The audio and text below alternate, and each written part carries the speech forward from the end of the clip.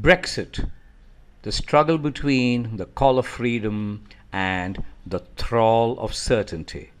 I am Gopalan Ramachandran, Ramach, June 22, 2016. My email is onmyterms@gmail.com. Thank you for your time. Thank you for watching.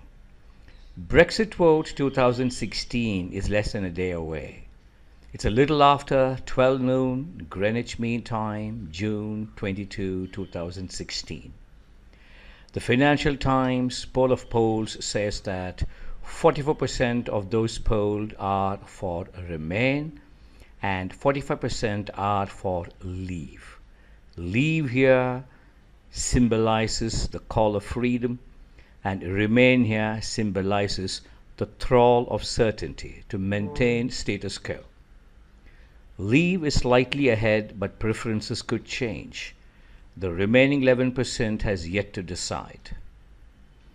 The greatest and the most significant Brexit was on August 14 and 15, 1947, when the United Kingdom left a dismembered India. Thank you, Raja Vaidyanathan, for calling that exit the Brexit of 1947. India wanted Britain to go, to give India a chance to manage and to lift its people, their aspirations, and their livelihoods. There were many in India that wanted freedom. There were some in India that wanted the certainty of British Raj. They dreaded freedom, perhaps they dreaded themselves. Brexit 2016 has one similarity and one dissimilarity. First, the dissimilarity. Britain does not depend on the European Union. It depends on its own voters to make this choice. Second, the similarity. Britain is torn between freedom and certainty, just as India was torn between freedom and certainty in 1947. Brexit, of course, is none of my business, but it's because of this I can say that I can be very objective and very emotional both at the same time. Freedom is forever. Certainty is in the here and now. The arguments for Remain are built on business, commerce, economics, defense, security, trade, and finance.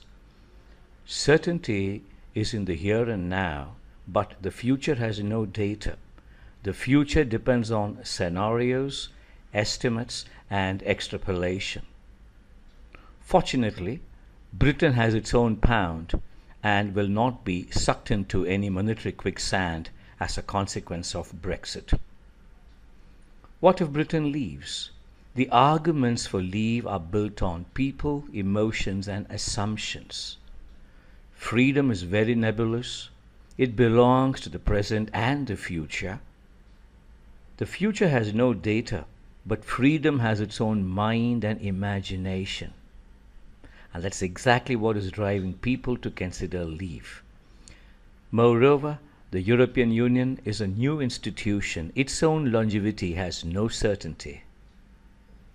And Britain has some past experience.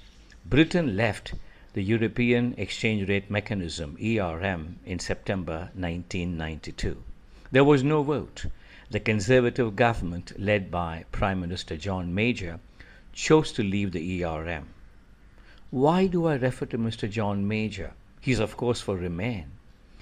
In an interview with Mr. Lionel Barber, the editor of the Financial Times, Mr. Major says Britain's pride will never allow Britain to seek readmission into the EU later if Brexit got the mandate in 2016.